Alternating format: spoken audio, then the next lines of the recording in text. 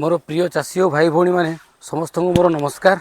आसतु आम आज जाना आमर कि भाव आम पाଳ छतु चाष करवा पाଳ छतु कि भाव आमर नड़ा नड़ा चयन करवा नड़ा को कि भाव में काटा नड़ा काटिला नड़ा को कि भाव में बतुरेवा बतुरेला कि भाव में आम बेड बेड पकईवा आसतु आज आम संपूर्ण ये पाଳ छतु चाष विषय जाना तो आम नड़ा कि भाव में कटा जाए आम ये चाषी भाई को पचारिकी बुझा आउ देखा भी देखो यहाँ के सैज टा यार 16 इंच सैज ना आज्ञा ये छतु चाष केवल आमर ये नड़े हुए ना अलग को नड़े भी छतु चाष के आप मु तो करनी कि मांडिया नड़ा हाँ मांडिया नड़ा गहम नड़ा जिनस होउची तो से जिनस हमर एठे अवेलेबल नुह माने कोन माने नड़ाटा एठे मिलुनी बोली बोधे आपण केबे चेष्टा भी कर नथिबे हां मिलुनी ना नाले भी हबो हे परिबो सेथरे भी ना हेले आज्ञा आपण को ए जो हमर गोटे नड़ा नड़ा बिडाटा आपण को हारारे केते टका पड़ची गोटे नड़ा बिडा आपण को गोटे बिडा 3 टका पड़ू 3 टका पड़ुची ना हेले एमितिया केतेटा नड़ा बिडा रे गोटे बेड होची हमर देखा 12टा माने पाखा पाखी आपण नहीं कटिंग बिडा 18टा लागू कटिंग बिडा 18टा लागुची ना हमर दीटा गोटा नड़ा रे गोटे पीस बाहर नड़ा दी पीस करा होची ना हां हेले पाखा पाखी आपण बिडाटा 36 टका पाखा पड़ुची आपण नड़ाटा ही ना गोटे ये रे हेले ए जो आपण जे जो कटा नड़ाटा बाहरला एटा कोन बावर आपण व्यवहार करचंदी याकू पकेले भी हबो हमर जो टमाटो पेढ़ी ये बतरेई पकेले भी हबो हां किंतु से ऊपर मु करूनी ना एटा को आपण ढिंगिरी तो चाष लगे परिबे ढिंगिरी हां ए गड़ी पीसटा लागियो से पालोटा नहीं ओहो ए गड़ी पीसटा लागि परिबो ना पीसटा लागे एटा रखिले ढिंगिरी रे काम आसियो एटा ढिंगिरी छत हेई परिबो इथरे ना आपण रखु जंदी रखु ना एटा को एटा मु रखिबी रखिथिली गला वर्ष जे पानी दे पड़ी खराब हे गला सेथि ए वर्ष रख हेले ए जो नड़ाटा हला आपण याको पुणी कोन करना पानी रे पकेकी बतरेबे आ केते टाइम आपण को बतरेबा पड़े मिनिमम 12 घंटा बतरा हबो आउ नडार जदि अधिक स्ट्रांग अछि ताको 15 घंटा भी बतरा पड़ियो आउ कोतरिया अछि बेले ताको 5 रु 6 घंटा नडा देखिकरी तारो करियो पड़ियो हेले नडा बतराला पर ताको फास्ट तापर छणा हे जिवो नडा को छणा हबो पानी रु हां नडा को छणा हबो घंटाटे छाणी रखा हबो तापरे ताको नै बेड प्रस्तुत करा कोन तो वर्तमान देखि पारिले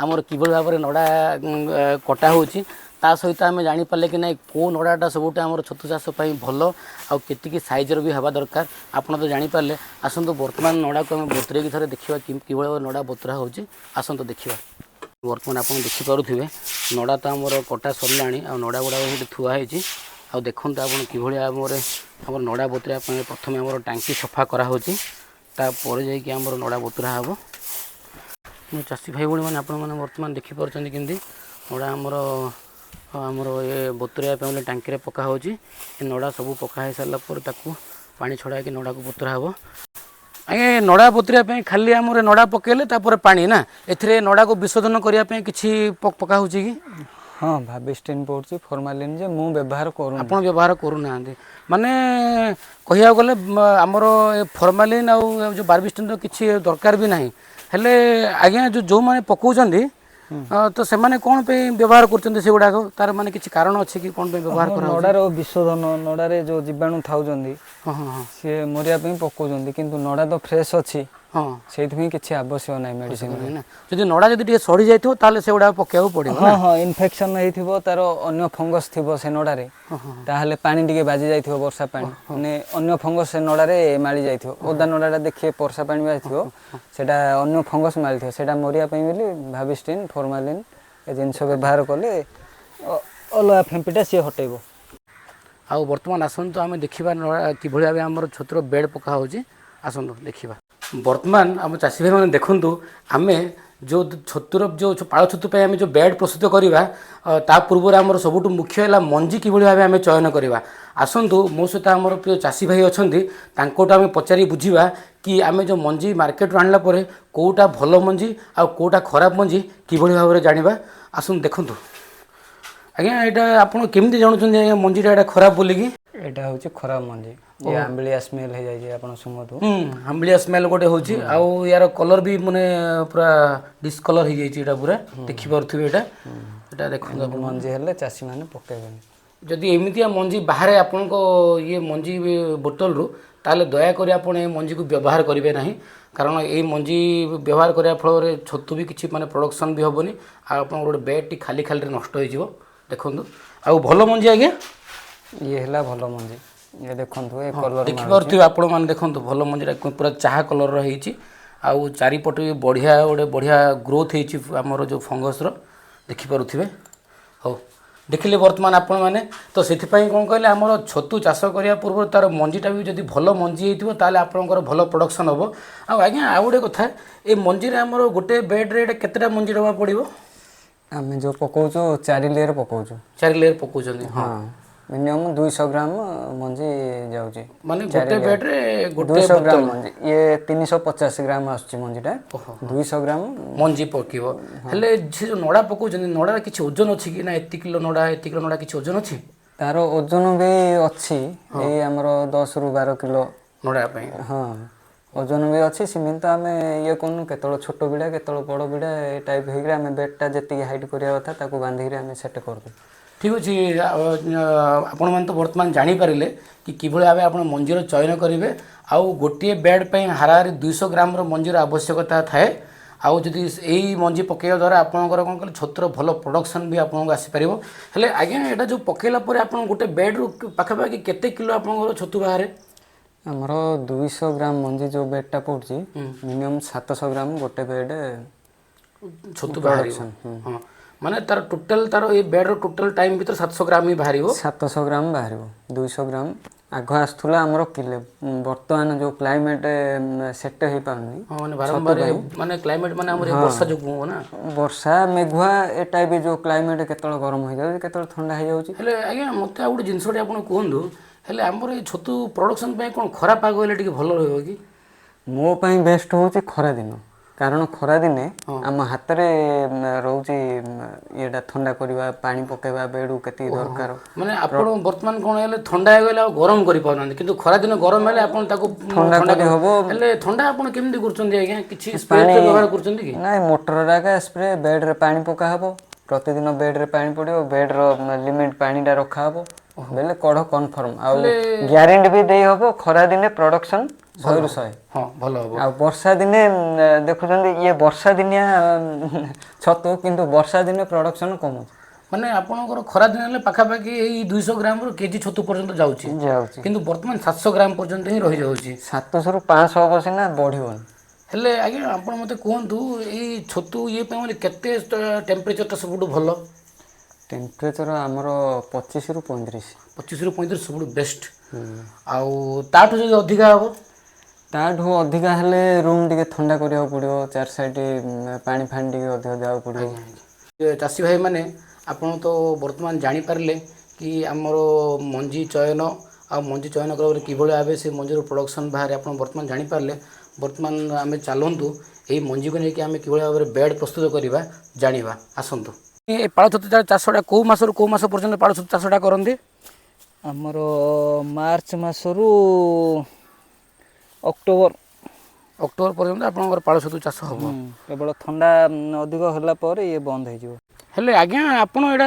ଡାଇରେକ୍ଟ ତଳେ କ'ଣ ତଳେ ନ ପକାଇ କ'ଣ ପାଇଁ ଭାଡ଼ିରେ କ'ଣ ପାଇଁ ବେଡ଼୍ ପକାଉଛନ୍ତି ଭାଡ଼ି କରିବା ଦ୍ୱାରା ଆମର 4 ସାଇଡ଼୍ ଫୁଟିଲା ଭିତରେ ହଁ ତଳ ସାଇଡ଼୍ ବି ଆମର ଛତୁ ଆସୁଛି ଆଜ୍ଞା ଆଉ ଚାଷୀ ଭାଇ ଆପଣ ଦେଖିପାରୁଥିବେ ସେ କିଭଳି ଭାବରେ ଦେଖନ୍ତୁ ଏ ଚାରିପଟେ ମାନେ ବେଡ଼୍ର ପ୍ରଥମ ଲେୟର୍ ପକାଇ ସାରିଲା ପରେ ଏଇଟା କ'ଣ ପକାଉଛନ୍ତି ଆଜ୍ଞା ଏଇଟା ଆମର ଚକୁଡ଼କୁ ବେସନ ହେଲେ ଏଇଟା ଚୋକଡ଼ ବେସନ ପକାଇଲେ କ'ଣ ହେବ ତାର ଖାଦ୍ୟଟା ଆଉ ଛତୁଟା ଟିକେ ଭଲ ଗ୍ରୋଥ୍ ହେଇକରି ବାହାରିବ ଓହୋ ହେଲେ ଆଜ୍ଞା ଆମେ ତ ଜାଣିଲେ କି ନା ଗୋଟେ ବେଡ଼୍ ପାଇଁ ଆମର 200 ଗ୍ରାମ ମଞ୍ଜି ଦରକାର କିନ୍ତୁ ଆପଣ କୁହନ୍ତୁ ଗୋଟେ ବେଡ଼୍ ପାଇଁ ଆମର କେତେ ଆମର ଚୋକଡ଼ ଏଇଟା କେତେ ଗ୍ରାମ ଦରକାର ଚୋକଡ଼ ମିନିମମ୍ 150 ଗ୍ରାମ ଦରକାର ଗୋଟେ ବେଡ଼୍ ପାଇଁ ନା 150ରୁ 200 ଗ୍ରାମ ଆସିବ ସାଙ୍ଗମାନେ ଦେଖନ୍ତୁ କିଭଳି ଭାବରେ ଲେୟର ପକା ଚାଲିଛି ଛତୁ ବେଡ଼୍ ହେଲେ ଏମିତି କେତେଟା ଲେୟର ପଡ଼େ ଆଜ୍ଞା ଏମିତି 4 ଲେୟର ପଡ଼ିବ 4 ଲେୟର ପଡ଼ିବ ନା ମଞ୍ଜି 4 ଲେୟର ଉପରେ ଗୋଟେ ଲେୟର ଘୋଡ଼ା ହେବ ଓହୋ 5 ଲେୟର ହେବ ଦେଖନ୍ତୁ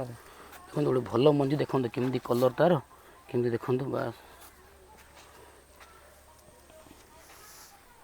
ହେଲେ ମଝିରେ କ'ଣ ପାଇଁ ପକା ହେଉନି ମଞ୍ଜିରେ ଆପଣ ଚାରିଆଡ଼େ ପକାଉଛନ୍ତି ନାଇଁ ଏଇଟା ମଝିରେ ପକାଇଲେ ଲସ୍ ହେବ କାରଣ 4 ସାଇଡ଼୍ ଦେଲେ 4 ସାଇଡ଼୍ ବାହାରିବ ଛତୁଟା ଫୁଟିବ ନା ମଝିରେ ହେଲେ ଲସ୍ରେ ଯିବ ସିଏ କିଛି ଦେଇପାରିବନି ଉପରେ ପକା ହେବ ମଝିରେ ହଁ ହଁ ଲାଷ୍ଟ ଲେୟର ବୋଲେ ଉପରେ ବାହାରିବ। ଆଜ୍ଞା ଆଜ୍ଞା ଆପଣ ଦେଖିପାରୁଥିବେ କିଭଳି ଭାବରେ ଲେୟର ବାଇ ଲେୟର ଛତୁ ଆମର ନଡ଼ା ଛତୁ ବେଡ଼ ପକେଇବା ଚାଲିଛି।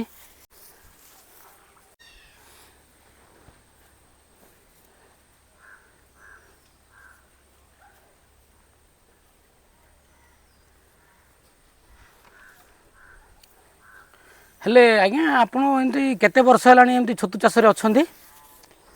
ମୁଁ ଷ୍ଟାର୍ଟିଂ ମୋର 2004। 2004 ମସିହାରେ ଆପଣ ଏଇ ଛତୁ ଚାଷରେ ଅଛନ୍ତି ନା? ଆଉ ଆପଣ ନିଜେ ଏକୁଟିଆ କରୁଛନ୍ତି ନା ଆପଣଙ୍କ ପରିବାର ସମସ୍ତେ ଆପଣଙ୍କ ସହିତ ସାହାଯ୍ୟ ନାଇଁ କରୁଛନ୍ତି ଏ କାମରେ? ପରିବାର ସହଯୋଗ କରୁଛନ୍ତି, ଏକୁଟିଆ କରିହେବନି ଜିନିଷ। ଓହୋ ପରିବାରର ସହଯୋଗ ଦ୍ୱାରା ହେଉଛି ଆଉ। ହେଲେ ଆପଣ ଯେଉଁ ଆଜ୍ଞା ଯେଉଁ ଚାଷ କରୁଛନ୍ତି କେବେ ଆଗରୁ ଗୋଟେ ଟ୍ରେନିଂ ପାଇଥିଲେ ନା କେମିତି ଜାଣିଲେ ନା ଛତୁ ଚାଷ ଗୋଟେ ବହୁତ ଲାଭଦାୟକ ବ୍ୟବସାୟ ବୋଲି ଆପଣ କେମିତି ଜାଣିଲେ? ନାଇଁ ମୁଁ ଟ୍ରେନିଂ ଯାଇଥିଲି ଏମିତି ଲୋକାଲ୍ ଫାର୍ମ ଏକା ଆଜ୍ଞା ଆସ୍କା ଆମର ପାଟଳିଗୁଡ଼ା ହେଲି ହଁ ଜଣେ କରୁଥିଲେ, ସେଇଠିକି ଯାଇଥିଲି ଟ୍ରେନିଂ 12 ଦିନ। ହଁ ହଁ ହଁ 12 ଦିନ ପୁରା ନଡ଼ା କାଟିଲି, ବତୁରେଇଲି, ବେଡ଼ ପକେଇଲି, ଛତୁ ଫୁଟିଲା, ତାପରେ ଆସିଲି। ମୁଁ ନିଜେ ଅଳ୍ପ ଜାଗାରେ 3-4 ବର୍ଷ ଆଜ୍ଞା କଲା ପରେ ବି ଆଉ ଗୋଟେ ଲୋକାଲ୍ ଫାର୍ମକୁ ବି ଯାଇକରି କାମ କରୁଥିବାର। ଓହୋ ମାନେ ନିଜେ ଗୋଟେ ଲେବର ହିସାବରେ କାମ କଲେ ହଁ ଆହୁରି ଭଲସେ ଶିଖିବା ପାଇଁ ଆଉ ପ୍ରାକ୍ଟିକାଲ ହଁ ନଲେଜ ପାଇବା ପାଇଁ। ଇଆଡ଼େ କମ୍ ଜାଗାରେ କରୁଥିଲି, ଅନ୍ୟ ଜାଗାକୁ ଯାଇକରି ବି କାମ କରୁଥିଲି। ହେଲେ ଆପଣ ଯେତେବେଳେ ନୂଆ ନୂଆ କଲେ ଆପଣଙ୍କୁ ତ ଡର ଲାଗିଥିବ, ନାହିଁ ମୁଁ ପଇସା ଖର୍ଚ୍ଚ କରିଦେବି କିଭଳି ଛତୁ ବାହାରିବ ନା ନାହିଁ କ'ଣ, ଏମିତି କିଛି ତ ଡର ଲାଗିଥିବ, ମନରେ ଗୋଟେ ସନ୍ଦେହ ଆସିଥିବ କି କେମିତି କରିବି କ'ଣ କରିବି ବୋଲିକି? ନାଇଁ ବର୍ତ୍ତମାନର କ୍ଲାଇମେଟ୍ ଦେଖିଲେ ହଁ ଆଗର ଛତୁ ଯେଉଁ ପରିମାଣରେ ବାହାରୁଥିଲା ବର୍ତ୍ତମାନ ନାହିଁ। ଓହୋ ହୋ ଆଗର କ୍ଲାଇମେଟ୍ ସବୁ ଠିକ୍ ରହୁଥିଲା। ଆଜ୍ଞା ଏବେ ବର୍ତ୍ତମାନ ବହୁତ ପରିଶ୍ରମ କରିବାକୁ ପଡ଼ୁଛି, ତା'ର ଟ୍ରିଟମେଣ୍ଟ ବହୁତ କରିବାକୁ ପଡ଼ୁଛି। ଆଜ୍ଞା ଆଜ୍ଞା ଆମେ ଆଜ୍ଞା 3-4 ଦିନରୁ ବେଡ଼ ଖୋଲା, ତାକୁ ପାଣି କେତିକି ଦରକାର କ'ଣ, ଏ ଜିନିଷ ସବୁ ଦେଖିବାକୁ ପଡ଼ୁଛି। ହେଲେ ଆଗ ଆମେ ପକେଇଲେ ଘୋଡ଼େଇଲେ ବାହାର କଲେ ଛତୁ ଫୁଟୁଥିଲା, ଆଉ ଏମିତି ଛତୁ ଆସୁଥିଲା। ବର୍ତ୍ତମାନ ନାହିଁ ସେ ପ୍ରଡକ୍ସନ୍ ଆସୁନି ନାଇଁ? ଆସୁନି। ଓହୋ ହେଲେ ଏଇଟା ବର୍ତ୍ତମାନ ଆମର ଗୋଟେ ବେଡ୍ ସରିଲାଣି ଏବେ କମ୍ପ୍ଲିଟ୍ ନା? ହେଇଗଲା।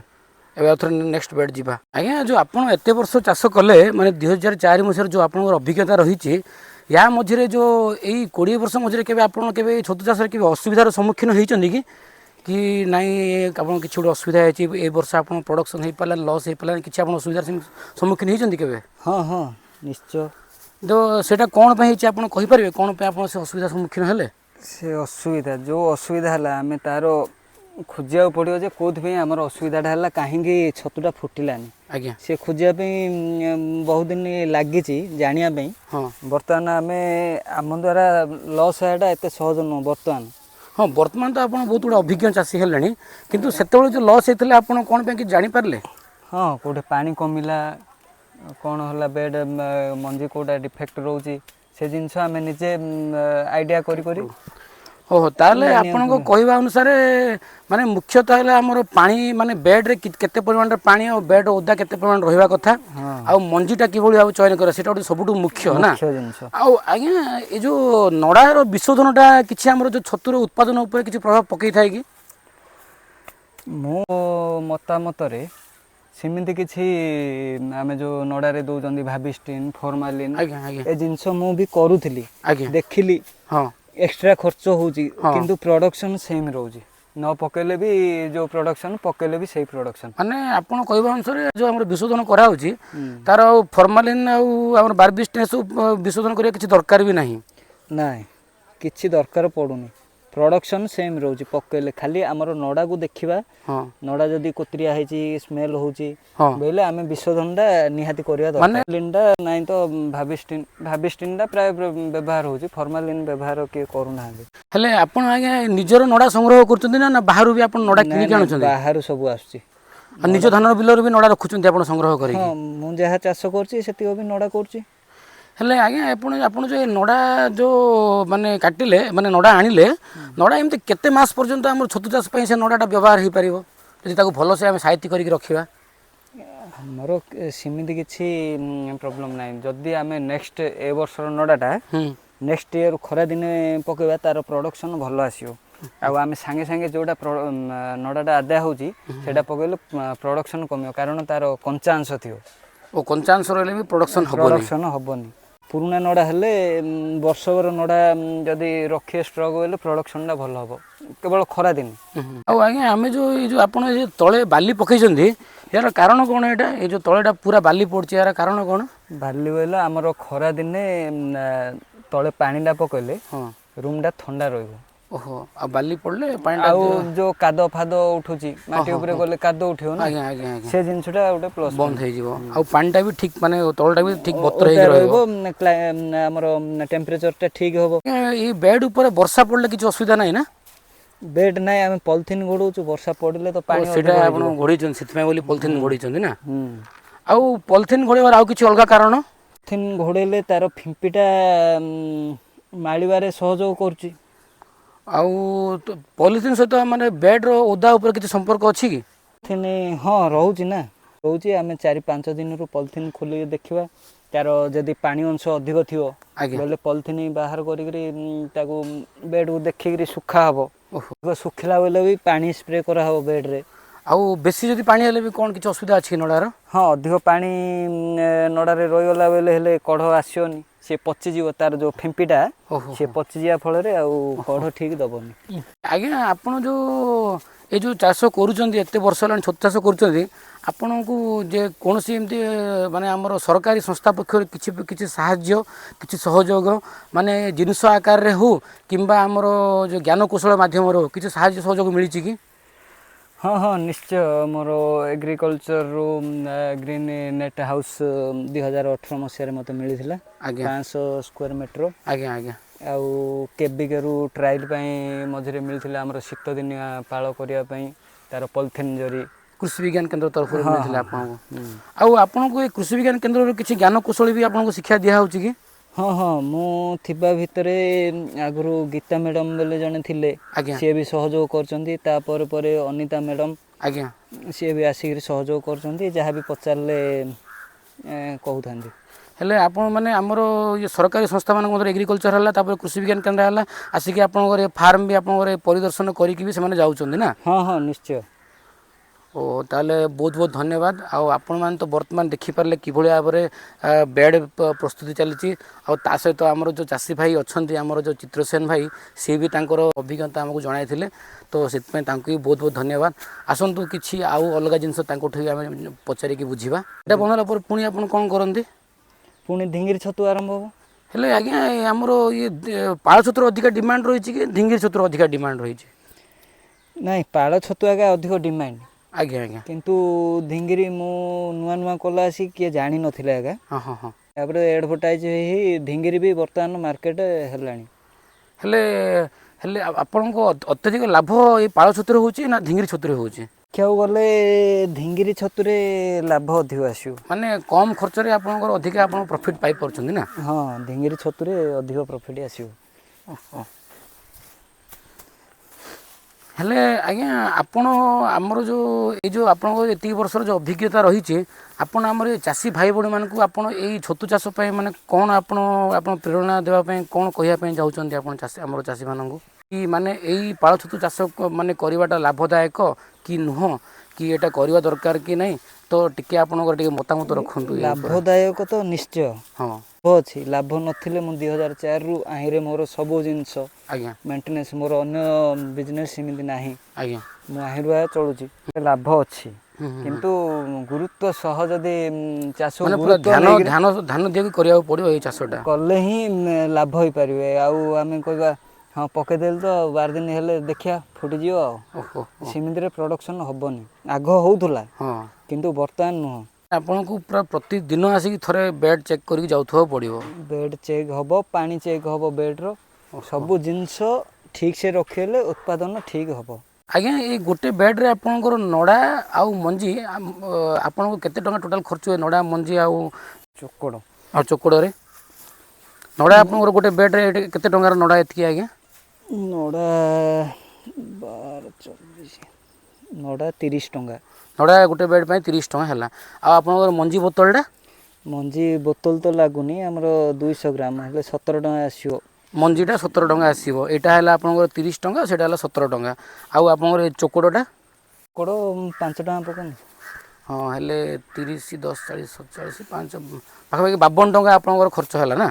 ଆଉ ଅନ୍ୟ ଆପଣଙ୍କର ମଜୁରୀ ହେଲା ମଜୁରୀ ହଁ ମଜୁରୀ ହେଲା ମଜୁରୀ ଭାର ଧରନ୍ତୁ ଗୋଟେ ହାରା 70 ଟଙ୍କା ମିନିମମ୍ ଖର୍ଚ୍ଚ ହେଉଛି ଆପଣଙ୍କର ମାନେ ମଜୁରୀ ସହିତ ମିଶିକି ଆଉ ଆପଣ କେତେ ଟଙ୍କା ଗୋଟେ ବେଡ୍ରୁ ପାଉଛନ୍ତି ବେଡ୍ରୁ ଅତି କମ୍ଟା 120 ଟଙ୍କା 120 ଟଙ୍କା ଲାଭ ମିଳୁଛି ନା 120 ଟଙ୍କା ଲାଭ ନୁହଁ 120 ଟଙ୍କା ଆପଣ ଟୋଟାଲ ପାଉଛନ୍ତି ତାହେଲେ ଆପଣ 50 ଟଙ୍କା ଗୋଟେ ବେଡ୍ରୁ ଲାଭ ପାଉଛନ୍ତି ହେଲେ ଆପଣ ଗୋଟେ ହେଲେ ଆପଣ ଆଜ୍ଞା ଗୋଟେ ଦିନରେ ଆପଣ ହାରାହାରି କେତେଟା ବେଡ୍ ପକାଉଛନ୍ତି ପ୍ରତିଦିନ ହାରାହାରି 30ଟା 30ଟା ବେଡ୍ ପକାଉଛନ୍ତି ନା ହେଲେ ସେ 30ଟା ବେଡ୍ଟା ଆପଣ କେତେ ଦିନ ପରେ ସେଟା ପୁଣି ଛତୁ ଫୁଟିବା ଷ୍ଟାର୍ଟ ହେବ 30ଟା ବେଡ୍ ଆମେ ତ ସିରିଏଲ୍ 30ଟା ଲେଖେ ପକାଉ ପ୍ରତି 12 ଦିନରେ ଛତୁ ଫୁଟିବ ଷ୍ଟାର୍ଟ ହେବ ହଁ ସିରିଏଲ୍ ପଡ଼ିଥିଲେ ସିରିଏଲ୍ 30 ହିସାବରେ 20 କେଜି 22 କେଜି 18 କେଜି ଏ ଟାଇପ୍ରେ ଓ ସିରିଏଲ୍ ମାନେ ଆପଣ ଗୋଟେ ଟାର୍ଗେଟ୍ ଧରିକି ନାହିଁ ମୋତେ ଗୋଟେ ଦିନରେ 15 କିଲୋ କି 20 କିଲୋ ଛତୁ ପାଇବାର ଅଛି ସେ ଅନୁସାରେ ଆପଣ ଡେଲି ବେଡ୍ ପକେଇ ଯାଉଥିବେ ମାନେ ଏମିତି ପୁରା ମାସ ସାରା ଏମିତି ପ୍ରତିଦିନ ବେଡ୍ ପଡ଼ି ନୂଆ ବେଡ୍ ପଡ଼ି ଚାଲିଥିବ ଆଉ ସେପଟେ ବେଡ୍ ପୁରୁଣା ବେଡ୍ ବାହାରୁଥିବ ହେଲେ ପୁରୁଣା ଯେଉଁ ବେଡ୍ଟା ଯେଉଁ ଧରନ୍ତୁ ଏବେ ଛତୁଟା ପ୍ରଡକ୍ସନ୍ ହେଇଗଲା ସେ ନଡ଼ାଟାକୁ ଆପଣ କ'ଣ କରୁଛନ୍ତି ସିଏ ଖତ ହେଇଯାଉଛି ବିଲକୁ ଯାଉଛି ଓ ଖତର ପରିଣତ ହେଇଯାଉଛି ନା ଲସ୍ ନାହିଁ ହଁ ହେଲେ ଆପଣଙ୍କର ଏଇ ଯଦି 30ଟା ବେଡ୍ ହିସାବରେ ଯଦି ଦିନକୁ ପକାଇବେ ତାହେଲେ ଆପଣ ଯେଉଁ 12 ଦିନ ହେବ ଆପଣ କେତେ ମାନେ ଦିନକୁ କେତେ କିଲୋ ଆପଣଙ୍କ ହାରାହାରି ଛତୁ ବାହାରିବ 18ରୁ 20 କେଜି ଏଭରେଜ୍ ବାହାରୁଛି ଆପଣଙ୍କୁ ହେଲେ ଏମିତି ଆପଣ ମାସ ସାରା ଭିତରେ ଆପଣ ଗୋଟେ କୁହନ୍ତୁ ମାନେ ଆପଣ ଏଇ ଛତୁ ଚାଷରୁ ହିଁ ଆପଣ କେତେ ଅର୍ଥ ଆଦାୟ କରିଛନ୍ତି ଏଇ ଗୋଟେ ମାସ ଭିତରେ ଭିତରେ ଏଭରେଜ୍ 20 ଆଗା ପଡ଼ିବ 20,000 ଟଙ୍କା ସବୁ ଯାଇକି ଆମର 30ରୁ 30 ଦିନ ତ ପଡ଼ିପାରିବନି ହଁ କୁଆଡ଼େ କେମିତି କେଉଁଦିନ ମଞ୍ଜି ନଥିଲା କେଉଁଦିନ ନଡ଼ା କାଟି ହେଇପାରିଲାନି ଏମିତି ହେଇକିରି ନାଇଁ ଯାହେଲେ ଯଦି 5 ଦିନ ଶୁଣନ୍ତୁ 7 ଦିନ ଆପଣ ମାନେ ଯଦି ପୁରା ମାସଟା ସାରା ଯଦି ବେଡ୍ ପକାଇବେ ଆପଣ କେତେ ଆପଣ 30,000 ପର୍ଯ୍ୟନ୍ତ ଲାଭ ହେଇପାରିବ ମାନେ ମାସିକ 30ଟା ଅତି ବେଡ୍ରେ କମ୍ରୁ 30,000 ଟଙ୍କା ହେଇପାରିବ 30,000 ହେଇପାରିବ ମିନିମମ୍ଟା ତାହେଲେ ଏଇଟା ଗୋଟେ ତ ଆଜ୍ଞା ଗୋଟେ ଭଲ ମାନେ ଚଳିବା ଭଲ ପାଇଁ ହଁ କୌଣସି ଫ୍ୟାମିଲି ଚଳିବା ପାଇଁ କିଛି ଅସୁବିଧା ନାହିଁ ହଁ ତା ସହିତ କ'ଣ କି ଆପଣ ଅଲଗା କାମ ବି ତ କରିପାରିଲେ ନା ଆପଣଙ୍କର ନିଜ ଅଲଗା କାମ ହେଲା ବିଲବାଡ଼ି କାମ ହେଲା ହଁ ଦେଖିପାରିଲେ ସେଇଟା ସାଇଡ଼୍ରେ ଆପଣମାନେ ଦେଖିପାରୁଥିବେ ମୋର ଚାଷୀ ଭାଇ ଭଉଣୀମାନେ କିଭଳି ଭାବେ ଆମର ଏଇ ଚାଷୀ ଭାଇ ଆମର ଏଇ ପାଳ ଛତୁ ଚାଷ କରିକି ନିଜେ ଲାଭବାନ ହୋଇଛନ୍ତି ଆଉ ନିଜର ଜୀବିକା ନିର୍ବାହ କରୁଛନ୍ତି ଆଉ ଆପଣଙ୍କୁ ମୋତେ ଏଇ ଭିଡ଼ିଓ କେମିତି ଲାଗିଲା ବି ଜଣେଇବେ ଆଉ ଭିଡ଼ିଓ ଦେଖିଲା ପରେ ଆପଣଙ୍କୁ ଯଦି କିଛି ମନରେ କିଛି ବି ପ୍ରଶ୍ନ ଆସେ ତାହେଲେ କମେଣ୍ଟ ସେକ୍ସନରେ ଲେଖିକି ମୋତେ ଆପଣଙ୍କର ପ୍ରଶ୍ନ ପଚାରି ପାରିବେ ତାହେଲେ କ'ଣ ମୁଁ ଆପଣଙ୍କୁ ସେଇ ପ୍ରଶ୍ନର ଉତ୍ତର ବି ଦେଇପାରିବି ତା ସହିତ ଆପଣ ଆଗାମୀ ଯେକୌଣସି ଚାଷ ବିଷୟରେ ବି ଆପଣ ଯଦି ଆପଣ ଭିଡ଼ିଓ ଚାହୁଁଛନ୍ତି ତାହେଲେ ମୋତେ କମେଣ୍ଟ ସେକ୍ସନରେ ଲେଖିକି ଜଣାନ୍ତୁ ମୁଁ ଆପଣଙ୍କୁ ସେଇ ଭିଡ଼ିଓର ସେଇ ବିଷୟରେ ଆପଣଙ୍କୁ ଗୋଟେ ଭିଡ଼ିଓ ପ୍ରସ୍ତୁତ କରିକି ଦେଖାଇ ପାରିବି ତ ମୋ ଭିଡ଼ିଓ ଦେଖିଥିବାର ବହୁତ ବହୁତ ଧନ୍ୟବାଦ ନମସ୍କାର।